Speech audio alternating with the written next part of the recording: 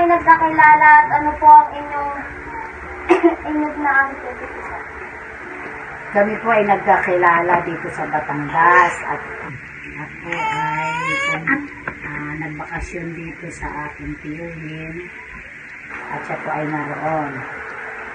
At ang aking nagustuhan sa kanya ay isa siyang masipag at mabait na tao.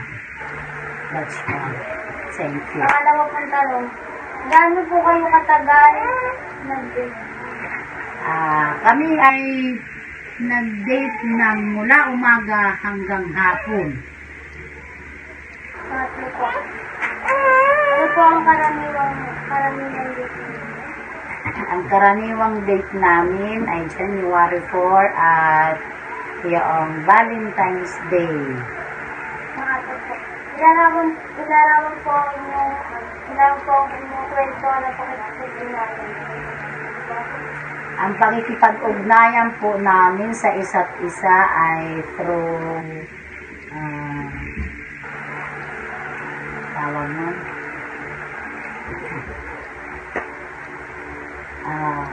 one shot na bumibisita siya sa aming bahay.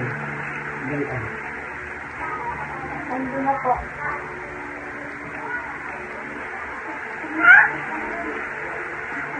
Nandun po. Kailan po kayo nag-decide na magpakasal at nagsama po Hindi naman po muna kami nagsama. May pagpupulong po muna bago nag-usap-usap kung kailan ang kasalan. Ano po? Ano po ang ginagawa niyo pag magkasama kayo para maging masaya? Nagkukwentuhan kami sa aming mga nakaraan. Inaalala ko yung mga nakalipas. Ganon. Ito po. Ilarawan po ang bawat isa sa iyong mga tungkulin relasyon.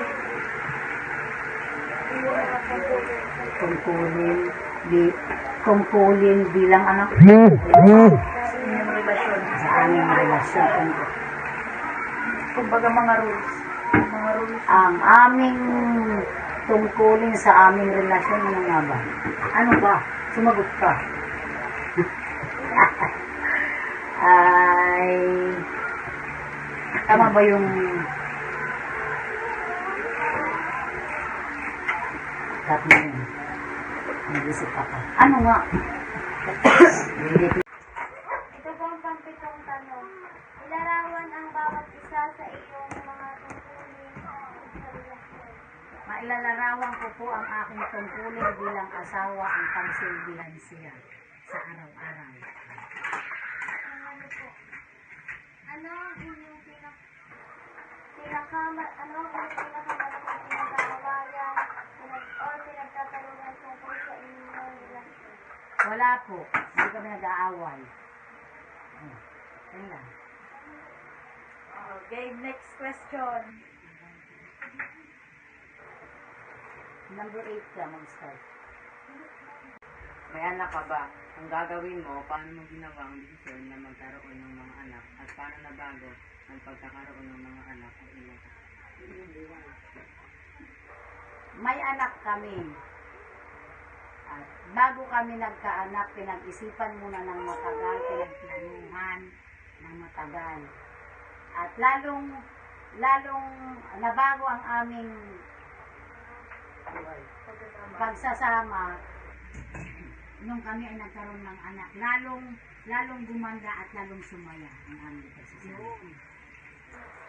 Next. Nagtatrabaho ka ba? Paano nakaka-apekto ang mga responsibilidad sa trabaho sa iyong pamilya? Wala akong trabaho. Ako ay mayroon akong konting negosyo. Hindi naman apektuhan ang aming buhay sa aking pagninegosyo. Ano ang biggest strength ng inyong relasyon? Ang pinanghahawakan namin pareho ay ang tiwala sa Panginoon at pagmamahal at tiwala sa isa't isa. Paano niyo celebrate ang inyong anniversary? Kami ay nagsiselebrate sa loob lamang ng bahay bilang nagsasalo-salo naman kaunti. Yun lang. Paano niyo celebrate ang Valentine's Day? Kami ay nag-date lang, pasyal-pasyal lang, ganun lang. Okay. Larawan kung paano naging epektibo ang Pasko para sa inyo bilang mag-asawa. Kabilang kung paano ito nagbago sa paglipas ng panahon. Mailalarawan ko po ang epekto ng isang kapaskuhan sa aming mag-asawa sa pamamagitan po ng aming pagsalo-salo. That's all. Thank you. Ano ang pinakamagandang bahagi ng pagiging kasal sa pangkalahatan? Ang pinakamagandang bahagi ng isang kasal sa pangkalahatan ay isang bendisyon ng pare. Ano ang mga hangganan ang dapat itakda ng mag-asawa para sa kanilang kasal? Ang mga hangganan na aming itinakda sa aming mag-asawa para sa aming kasal ay ang makinig sa isa't isa at magsasama ng sa hirap at ginhawa. That's all. Thank you. Paano ka magpapatuloy sa panahon ng kahirapan? Kami ay magpapatuloy sa panahon ng kahirapan sa pamamagitan ng magsikap. Sumikap, ganon, para sa aming pamilya. Ano ang gagawin mo kapag dumaan ka sa panahon na hindi mo naramdaman ang pagmamahal? Ang gagawin ko, pagdating ng panahon na hindi ko maramdam ng pagmamahal ng aking asawa bayan, ay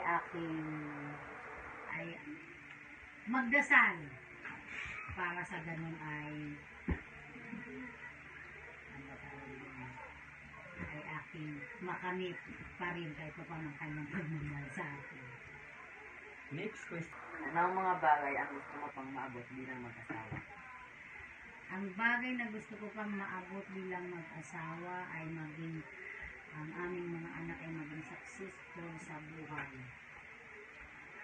Ano ang iyong pag-asa para sa natitirang bahagi ng iyong kasal? Ang aking pag-asa para sa natitirang bahagi sa aming kasal ay aming sinumpaan. Yan. Diba? Ano yung kulang sa inyong buhay na gusto mo idagdag o ibalik? Ang kulang sa aking buhay, parang wala nang kulang din. Ang kulang sa aking buhay ay ang aking mga magulang na gusto kong ibalik. Tapos na? Ang iyong number 1 piece of achieve for a successful marriage. Number 1. Advice. Number 1 advice. Advice mo. Ang aking advice sa mga katulad kong may mga asawa o mag-aasawa o ikakasal ay magbigayan, kumbaga sabi pa nga give and take, at makinig sa isa't isa. Ganun ba? Magmahalan, siyempre. Ganun yun.